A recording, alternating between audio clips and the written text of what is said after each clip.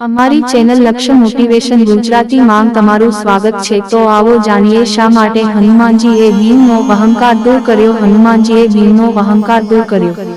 આપણા પુરાણા ગ્રંથોમાં જણાવ્યા મુજબ હનુમાનજી વાયુપુત્ર હતા। ભીમ પણ વાયુપુત્ર હતો। આથી હનુમાનજી એ ભીમના મોટા ભાઈ થયા।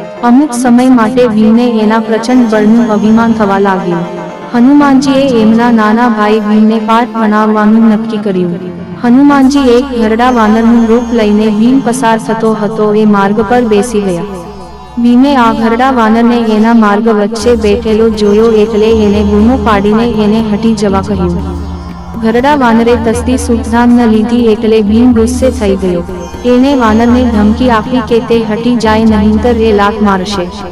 ઘરડા વાનરે એને હટાવી જોવા ભીમને પડકાર ફેંક્યો। ભીમ વાનરને પૂંછડી પકડીને ફંગોળી દેવા એના તરફ ધસ્યો, પરંતુ એ તેની પૂંછડી ઊંચી પણ ન કરી શક્યો। ભીમને આઘાત સાથે આશ્ચર્ય થયું પણ એને વાનરની પૂંછડી ઊંચી કરવા એની પૂરી તાકાત લગાવી દીધી। તે તસુભાર પણ ઊંચી ન કરી શક્યો।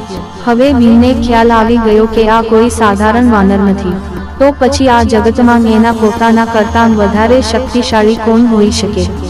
ભીમ તરત જ ઓળખી ગયો કે આ બીજું કોઈ નહીં પણ એના મોટા ભાઈ હનુમાનજી જ હોય। એને પોતાના મોટા ભાઈનું અપમાન કર્યું હતું એટલે એને શરમ આવી ગઈ।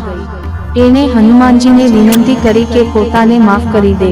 હનુમાનજીએ ભીમને ક્ષમા આપી અને આવો અહંકાર દૂર કરવા સલાહ આપી। એમણે ભીમને નમ્ર અને વિવેકી બનવા કહ્યું। તો આવા જ આર્ટિકલ્સ સાંભળવા અમારી ચેનલ લક્ષ્ય મોટિવેશન ગુજરાતી સબસ્ક્રાઇબ કરો અને અમારી સાથે જોડાયેલા રહો।